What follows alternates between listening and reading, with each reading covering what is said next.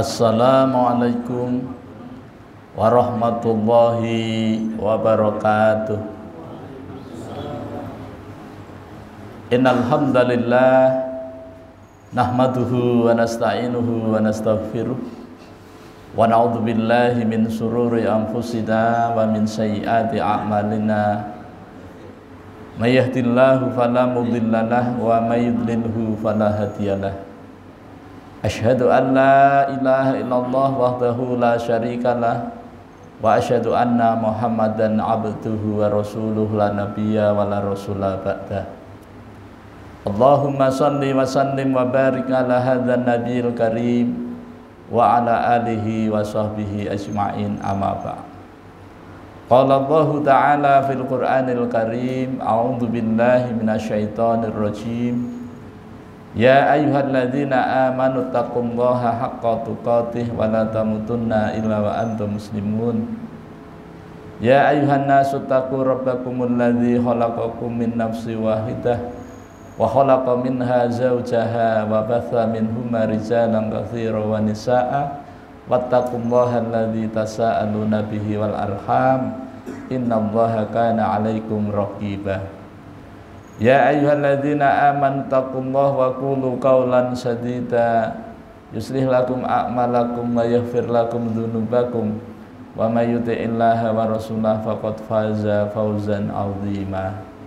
Fa inna asdaqal hadits kitabullah wa khairul hadi hadi Muhammadin sallallahu alaihi wasallam wa syarrul umuri muhdatsatuha wa kullu muhdatsatin bid'ah wa kullu bid'atin dhalalah wa kullu dhalalatin finnar.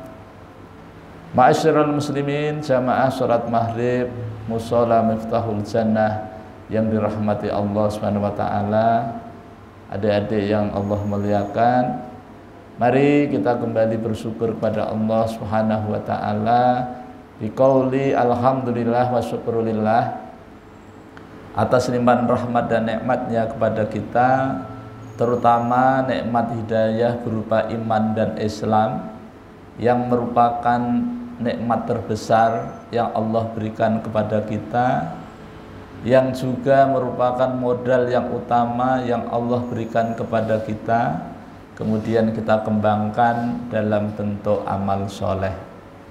Nikmat kesehatan, nikmat panjang umur, nikmat waktu luang yang Allah berikan kepada kita, sehingga dengan nikmat itu kita dapat melaksanakan sebagian dari perintahnya, yakni melaksanakan sholat fardu maghrib secara berjamaah di tempat yang kita cintai ini.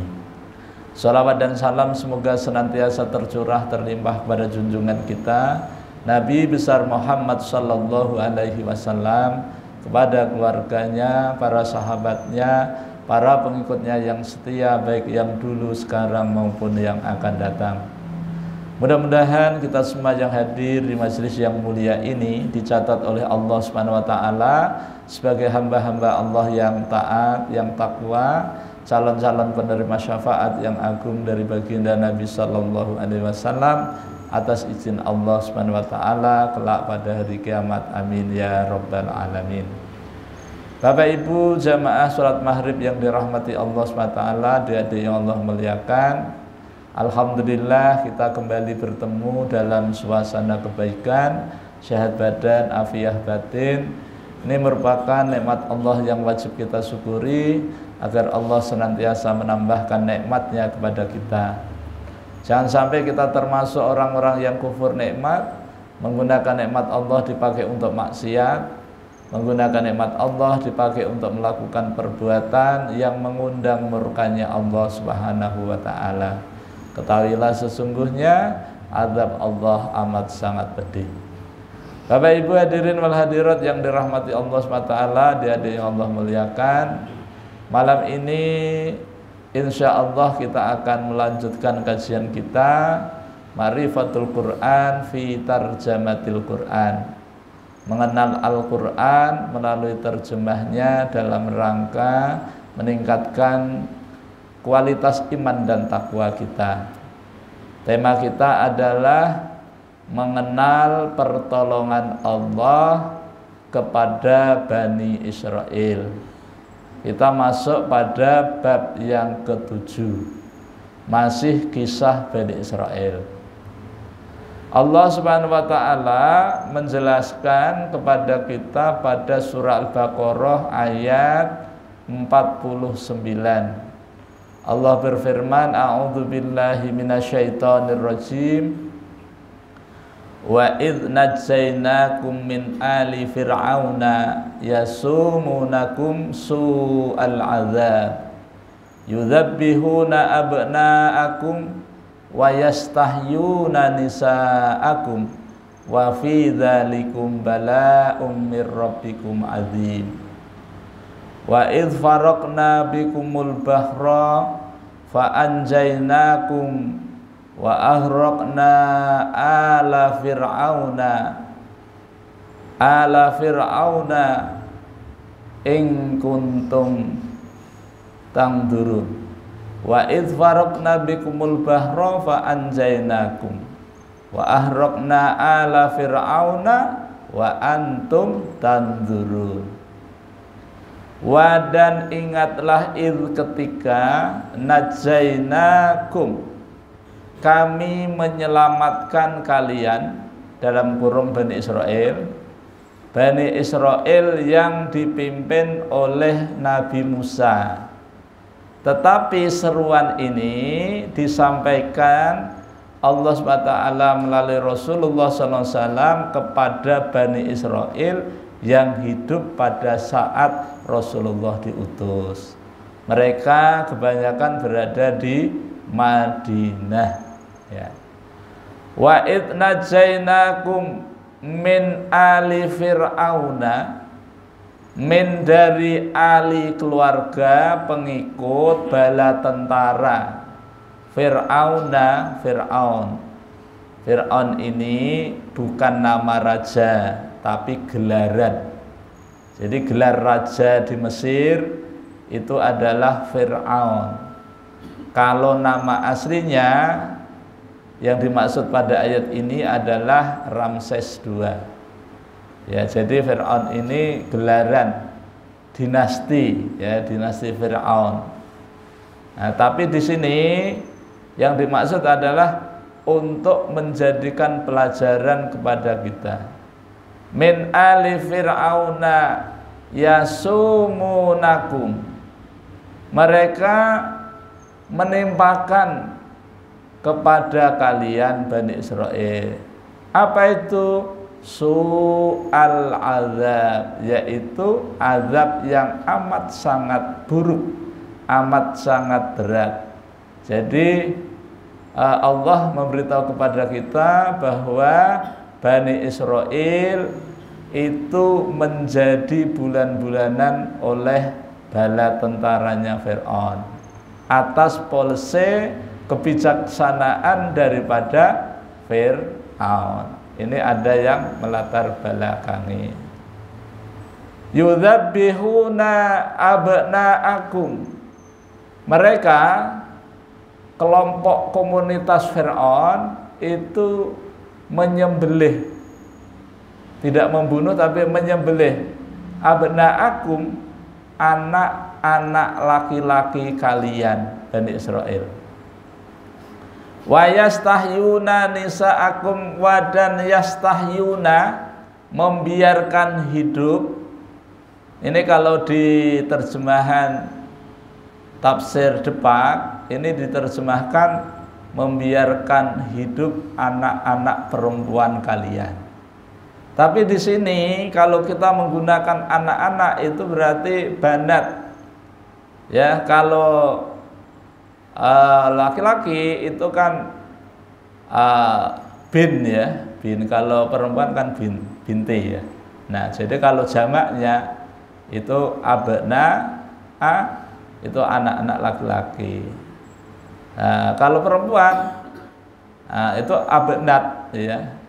Jadi tapi di sini wayastahyuna nisa'akum, mereka membiarkan hidup wanita-wanita, perempuan-perempuan dibiarkan hidup, tidak hanya anak-anak tapi juga wanita-wanita dewasa. Kenapa? Karena Bani Israel itu dijadikan oleh Fir'aun dan bala tentaranya sebagai budak mereka, pesuruh-pesuruh mereka untuk melaksanakan kerja daripada orang-orang di Mesir yang dipimpin oleh Fir'aun.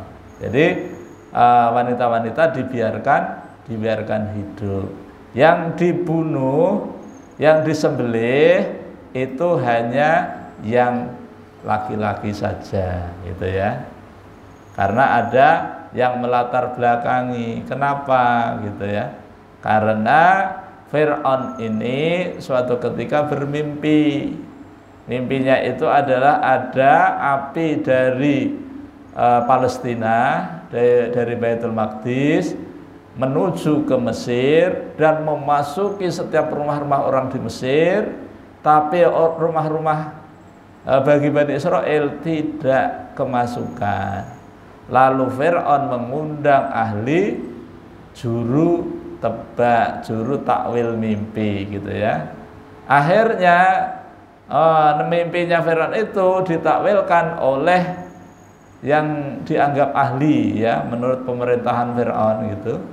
Lalu mereka menakwilkan bahwa mimpi paduka itu adalah akan datang suatu saat seorang laki-laki yang akan memadamkan cahaya kejayaan kerajaan Tuhan, gitu ya, dari kalangan Bani Israel.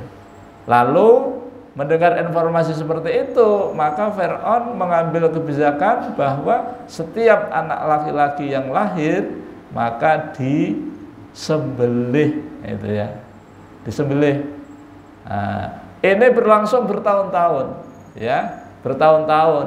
Nah, lalu karena kondisinya, ya, orang Mesir ini kan juga perlu tenaga. Kalau dimatikan semuanya, yang tinggal hidup yang perempuan-perempuan, sementara perempuan itu kan tenaganya tidak sekuat dengan laki-laki, ya, maka dialih kebijakan Fir'aun itu yang tadinya setiap tahun itu setiap ada lahir laki-laki dibunuh, nah ini diubah menjadi bersilang, ya. Tahun ini apa namanya, kalau lahir laki-laki disembelih, tahun yang akan datang tidak, ya. Jadi berselang setiap tahun, ya, berubah-ubah gitu, ya. Supaya apa? Supaya tidak kehabisan tenaga yang bisa untuk membantu pekerjaan pemerintahan Fir'aun ketika itu, seperti itu. Nah, karena selang-selang seperti itu, maka Musa itu lahir pada saat kebijakannya disembelih, tahun disembelih, tapi Allah selamatkan, ya, Allah selamatkan. Nah, kalau saudaranya Harun itu lahir pada saat tahun tidak disembelih, maka selamatlah. Tapi begitulah cara Allah untuk menunjukkan kepada kita bahwa kalau Allah sudah menata, sudah mengatur, sudah merencanakan, yang terjadi adalah rencana Allah Subhanahu wa ta'ala. Jadi Fir'aun itu membiarkan hidup wanita-wanita, termasuk anak-anak yang lahir ketika itu. Maka kemudian zalikum, yang demikian itu yang dijelaskan di atas tadi, balaun, ujian, min dari Rabbikum, Tuhan kalian, azimun, yang besar. Jadi Allah SWT memberikan ujian yang berat kepada Bani Israel, ya, pada Bani Israel. Nah, kalau kita lihat penjelasan ayat-ayat yang terkait dengan masalah kebengisan Fir'aun itu, Masya Allah, luar biasa. Dan cara-cara seperti yang dilakukan oleh Fir'aun itu akan selalu ada di setiap generasi. Apa cirinya? Ya, cirinya adalah satu, pemimpin itu memiliki sifat, sikap, perilaku yang suka menzalimi rakyatnya. Fir'aun ketika itu amat sangat zalim terhadap bawahannya, terutama kepada Bani Israel, ya, kepada Bani Israel, Masya Allah, luar biasa itu. Jadi salah satu sifat daripada Fir'aun itu adalah punya sifat zalim, suka menganiaya kepada orang lain, juga menganiaya diri mereka sendiri. Kenapa? Karena mereka sendiri dalam keadaan tidak beriman. Fir'aun sendiri bukan orang yang beriman, orang kafir bahkan musyrik. Orang yang menyekutukan Allah itu menganiaya dirinya sendiri, tapi juga menganiaya kepada orang lain. Siapa mereka? Mereka adalah Bani Israel. Jadi Bani Israel ini adalah musuh bebuyutannya Fir'aun. Nah, oleh karena itu, ini ciri yang pertama, ya. Kalau pemimpin itu zalim, itu adalah, ini sudah ditetapkan Allah di dalam Al-Quran, tapi namanya berbeda. Di setiap generasi itu namanya beda-beda. Tapi kalau ciri-cirinya itu sama, maka itu sudah sesuai dengan Al-Quran. Kemudian ciri yang kedua, ya, Fir'aun itu cirinya, yang pertama itu kan zalim. Yang kedua adalah diktator. Pokoknya kalau memerintah, memimpin itu tidak mau dikalahkan, tidak mau dikasih masukan.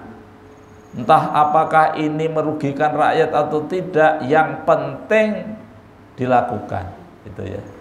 Jadi itu ciri-ciri daripada Fir'aun itu. Yang kedua, diktator. Kemudian ciri yang ketiga, tidak mengindahkan nilai-nilai keadilan. Padahal nilai keadilan itu penting, ya. Allah menurunkan Al-Quran, Allah menurunkan, mengutus seorang Nabi dan Rasul untuk menyampaikan kepada umat manusia, agar umat manusia bisa menikmati nilai keadilan, ya. Tapi Fir'aun tidak. Fir'aun dalam memimpin rakyatnya itu semena-mena, sewenang-wenang, gitu ya. Nah, jadi yang namanya keadilan itu sulit didapatkan dalam pemerintahan Fir'aun itu, ya. Walaupun di demo seminggu 6 kali, tetap saja tidak ada perubahan. Ya, kenapa? Karena memang sudah menjadi tabiatnya Fir'aun seperti itu. Dan ini setiap generasi ada dan setiap negara ada. Tidak hanya terjadi di Mesir saja. Makanya setiap ayat di dalam Al-Quran yang di situ tidak disebutkan nama khusus, tapi Allah menyebut gelarannya. Fir'aun ini kan bukan nama, tapi gelaran. Nah, itu menunjukkan bahwa perilaku Fir'aunisme itu akan selalu ada dan akan selalu terjadi di setiap generasi. Oleh karena itu, waspadalah apabila kita itu menghadapi pola pemerintahan ala Fir'aun. Nah, itu tadi yang ketiga, ya. Yang keempat, Fir'aun itu mengaku sebagai Tuhan. Nah, gitu ya.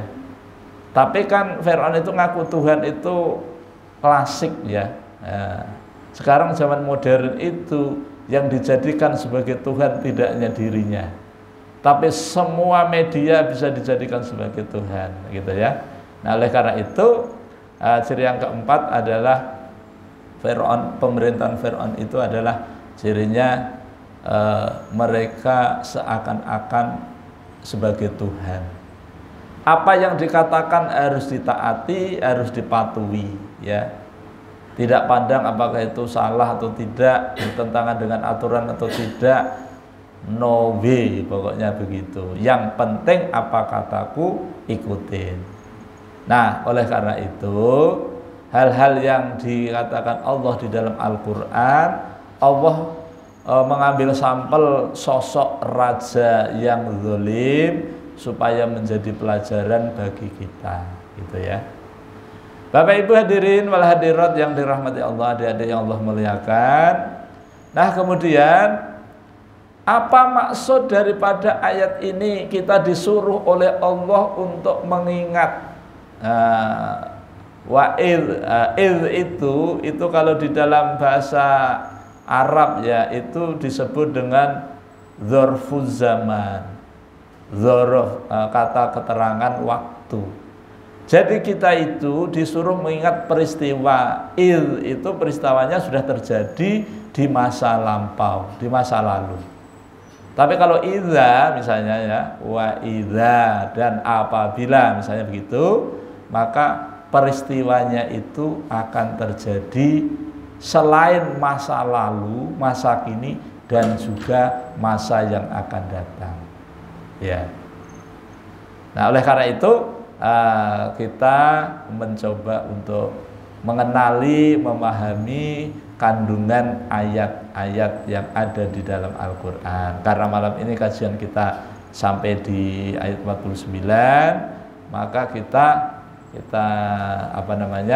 kita kaji bareng-bareng. Apa manfaatnya? Nah, gitu ya.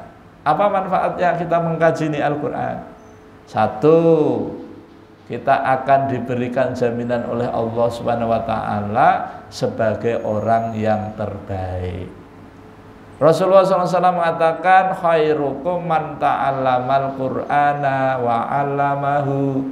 Sebaik-baik kalian adalah kalian yang belajar Al-Qur'an dan orang yang mengajarkan Al-Qur'an setelah belajar. Nah, oleh karena itu duduknya kita di tempat yang mulia ini adalah pilihan Allah. Ya, banyak loh orang yang ingin seperti kita, ingin duduk-duduk sambil mendengarkan kajian, tapi nggak bisa. Kenapa?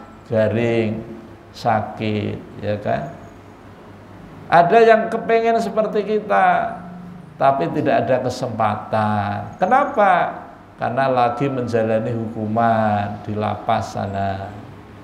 Ada yang kepengen seperti kita, ya, bahkan menyesal sekali. Nah, ternyata mereka sudah pindah alam sebelah, alam barzah. Kenapa? Karena orang yang sudah di alam barzah itu akan bisa merasakan betapa nikmatnya ketika kita duduk-duduk di majlis ilmu. Nah, oleh karena itu, mumpung kita masih dikasih kesempatan oleh Allah Subhanahu wa taala, ya, untuk ringan melangkahkan kaki kita di majelis ilmu, kita gunakan semaksimal mungkin, gitu ya. Nah, selain itu manfaat kita duduk-duduk di majelis ilmu ini, ya, itu sering para ustadz menyampaikan, itu kita akan dimudahkan langkah kita itu menuju kepada surganya Allah Subhanahu wa taala. Barang siapa yang ringan melangkahkan kaki ke majelis ilmu, maka Allah akan memudahkan langkahnya ke surga. Nah, kalau rumah kita tidak terlalu jauh, insya Allah, ya, insya Allah tidak terlalu jauh dari tempat-tempat ibadah, gitu ya. Bagaimana kalau jauh banget? Lebih bagus kan? Langkah kita ini dihitung setiap langkahnya. Makin jauh, makin banyak hitungannya, ya. Tapi alhamdulillah di Banjarmasin, di kota Batola itu rata-rata tidak sampai 1 kilo sudah ada masjid. Dan ya melalui FKJK kegiatannya setiap hari ada kajian. Tinggal kita memilih mau kajian apa gitu. Tauhid ada, fikih ada, kajian Al-Qur'an banyak. Ya tinggal kita milih mana yang paling dekat, yang memungkinkan untuk kita datangi. Bapak Ibu hadirin wal hadirat yang dirahmati Allah Subhanahu wa taala. Terus bagaimana orang yang mengajarkan Al-Qur'an? Sama. Orang yang mengajarkan Al-Qur'an itu sama baiknya, kata Nabi. Nah, oleh karena itu Bapak Ibu sekalian, yang diberi amanah ilmu Al-Quran, ajarkan kepada orang lain. Minimal ajarkan kepada anak cucu kita, istri kita, tetangga kita, atau siapapun yang minta diajari cara membaca Al-Quran. Mumpung belum datang waktu di mana waktu itu akan menjadi penyesalan bagi manusia. Terutama orang-orang kafir itu menyesalnya luar biasa. Ya, kalau sudah meninggal dunia ini sudah nggak bisa diubah, ya. Nah, makanya ulun itu setiap hari Ahad dan Senin ini belajar bareng-bareng sama sesepuh. Ada yang umurnya 70 tahun, ada yang umurnya 65 tahun, yang mereka merasa menyesal waktu muda kok enggak gitu ya. Ini akibat baik dari kita mendengarkan kajian-kajian gitu. Alhamdulillah sudah beberapa bulan baru sampai ayat berapa ya? Baru sampai ayat 30-an kali. Ya, kenapa? Karena seminggu cuma 2 kali. Nah, kemudian yang dikaji cuma 1 kali pertemuan 1 ayat. Tidak apa-apa. Karena kata Allah itu ketika kita itu belajar, itu yang dinilai bukan dapatnya, tapi proses yang kita lakukan, itulah yang akan dinilai oleh Allah Subhanahu wa taala. Nah, kemudian kalau kita itu membaca ayat-ayat, ayat-ayat itu akan menjadikan manfaat sebagai obat. Ya, sebagai obat kan? Nah, karena Allah SWT menjelaskan dalam surah Yunus ayat 57 bahwa Al-Quran itu asyifa, lima fi sudur, jadi obat penyakit hati. Ini secara rohani ya, secara rohani. Jadi kalau kita ingin sehat jasmani dan rohani kita, maka rajin-rajinlah kita membaca Al-Quran. Paling tidak dari 24 jam yang Allah berikan kepada kita, investasikan 1 jam untuk Al-Quran. Insya Allah 1 jam ini kalau kita membaca Al-Quran, insya Allah dapat 1 juz membaca, ya. Itu membacanya biasa saja, tidak terlalu cepat, ya. Ini bacaan orang-orang sepuh, ya.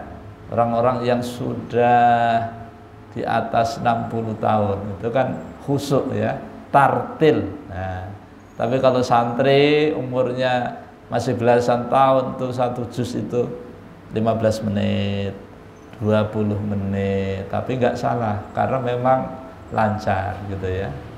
Yang sedang itu murotal, itu yang sedang 1 juz itu 30 menit, ya, itu sedang. Tidak terlalu cepat tapi juga tidak terlalu lambat, ya. Kalau Syekh siapa itu Misyari Rashid, ya, itu 30 menit sampai 40 menit itu 1 juz, ya, gitu. Bagaimana kalau belum bisa membaca? Tidak apa-apa. Kalau yang punya Android, ya, HP, ada aplikasi Al-Quran, kita dengarkan gitu. Mendengarkan, di situ ada aplikasi yang Al-Quran itu kan ada juz 1, juz 2 begitu kan. Kita setel 1 juz misalnya, insya Allah 1 jam dapat. Kita mendengarkan bacaan Al-Quran ketika kita belum bisa. Tapi kalau kita mau belajar mandiri setelah tahu ilmunya, maka kita mendengarkan kemudian sambil dilihat tulisannya, ya, sambil oh ini bacaannya seperti ini. Nah, itu.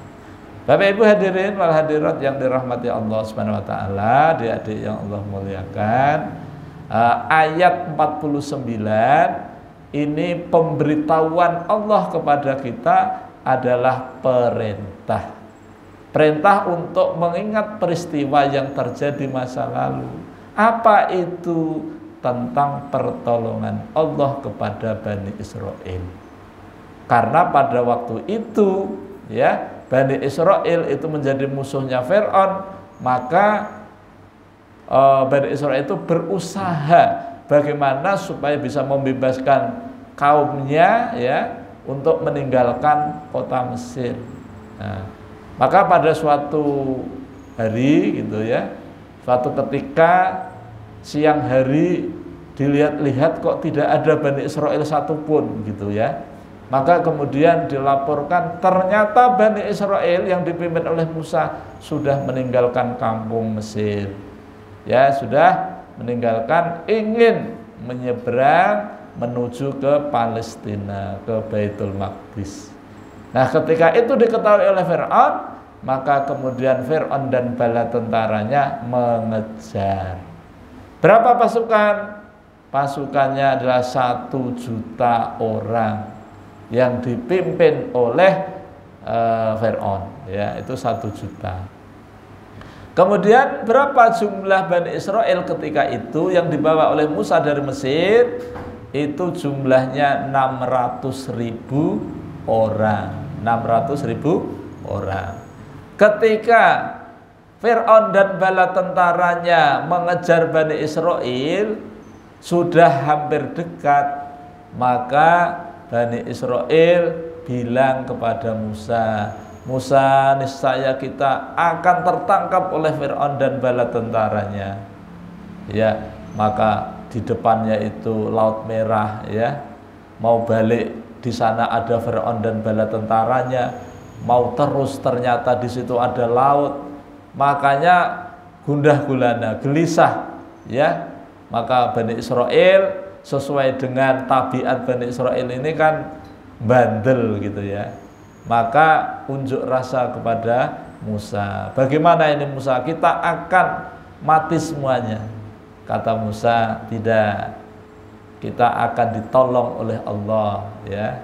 Nanti Bapak Ibu lengkapnya nanti bisa dibaca di surah Asy-Syu'ara. Surah nomor 26 ayat 61, 62, 63 ya. Itu di sana diceritakan bahwa Bani Israel ketika gelisah tadi, maka kata Musa, tidak, sekali-kali tidak seperti apa yang kau katakan ya. Kenapa Bani Israel itu berbicaranya menggunakan otak semata, menggunakan akal semata, menggunakan logika semata, tapi tidak menggunakan iman. Tapi Musa mengatakan, karena kita semuanya ini disuruh pergi karena yang menyuruh Allah, maka Allah pasti akan menolong kita. Maka sudah begitu dekat ya, maka Allah SWT menyuruh kepada Musa agar memukulkan tongkatnya ke laut tersebut. Sekali dipukulkan kemudian di situ terjadi seperti gunung-gunung begitu yang bisa menghambat aliran Laut Merah ya. Maka pukulannya tidak hanya sekali tapi berkali-kali, dan tidak membentuk satu jalan tapi jalannya macam-macam ya. Nah, maka kemudian setelah itu membentuk jalan, maka Bani Israel bersama Musa menyeberang Laut Merah. Begitu sampai di seberang sana, ternyata membelok ke belakang pasukan Fir'aun dan bala tentaranya juga mengikuti pada jalan tersebut. Maka Bani Israel itu memberi masukan kepada Musa. Musa, tolong dipukulkan lagi tongkatnya itu supaya air lautnya kembali seperti tadi, supaya tenggelam gitu kan.